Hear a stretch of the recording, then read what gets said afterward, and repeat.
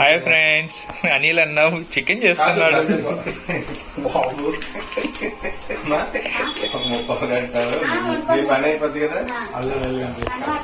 గరం మసాలా తగినంత, కారం తగినంత, పసుపు తగినంత. మా వంటగది కొంచెం గలీజ్గా ఉంటుంది ఫ్రెండ్స్, ఏమనుకోకండి.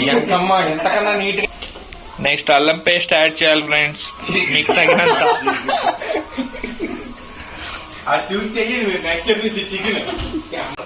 అన్ని వేసిన మసాలాలు గిసాలాలు అన్ని కలుపుకొని మిక్సీ చేయకూడదు, బాగా కలుపుకోవాలి, మ్యారినేట్ చేసుకోవాలి.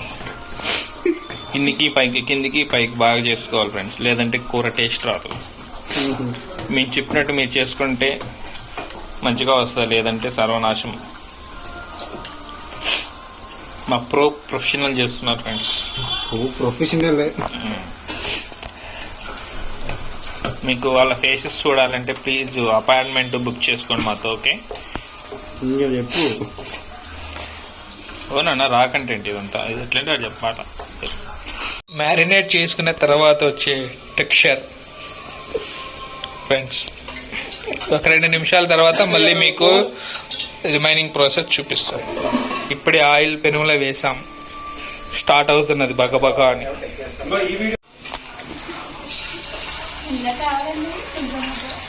నెక్స్ట్ కొన్ని పీసెస్ దాంట్లో వేసుకోవాలి ఫ్రెండ్స్ నూనెలో. ఇది కొంచెం డిఫరెంట్ చికెన్ ప్రాసెస్, మీరు తప్పకుండా ట్రై చేయండి ఇంట్లో. ట్రై చేసి కమెంట్ చేయండి అవుట్పుట్ ఎలా వచ్చిందో.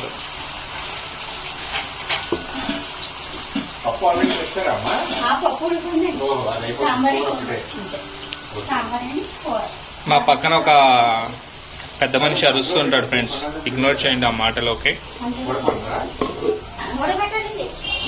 చికెన్ అంతా వేసేసుకోవాలి ఫ్రెండ్స్. నెక్స్ట్ అలా తిప్పుకోవాలి ఫ్రెండ్స్ మొత్తం అంతా చికెన్.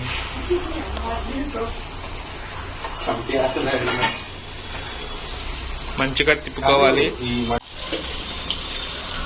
టమాటో పేస్ట్ వేయాలి ఫ్రెండ్స్. నెక్స్ట్ ధనియాల పొడి తగినంత,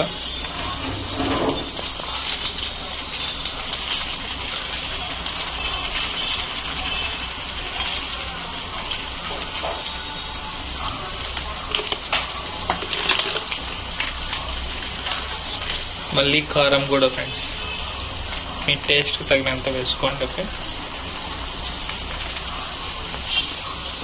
హాయ్ ఫ్రెండ్స్, మళ్ళీ టేస్ట్ తగినంత సాల్ట్. ఇప్పుడు మొత్తం అంతా మిక్స్ చేసుకోవాలి ప్రాపర్గా.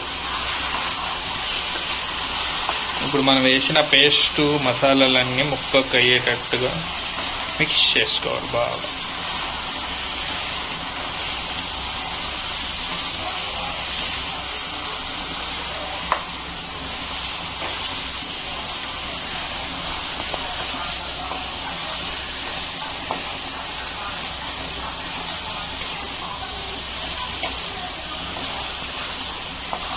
ఇట్లా ఒక 5 మినిట్స్ బాగా మిక్స్ అయ్యేటట్టుగా తిప్పుకోవాలి.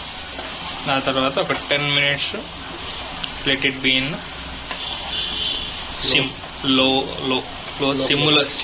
సిమ్లో పెట్టుకొని ఉడికించుకోవాలి, low flame. Okay, beginner mistakes friends, అర్థం చేసుకోండి. ఓకే, ఒక 15 మినిట్స్ లో ఫ్లేమ్లో ఉడికించుకున్న తర్వాత ఫైనల్గా కరివేపాకు, కొత్తిమీర,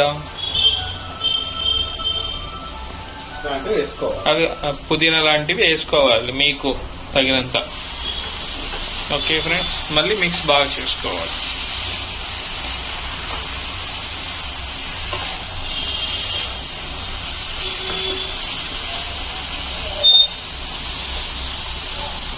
ఇప్పుడంతా బాగా మిక్స్ అయిన తర్వాత ప్లేట్ పెట్టేసేసి మళ్ళీ మగ్గ పెట్టుకోవాలి ఫ్రెండ్స్.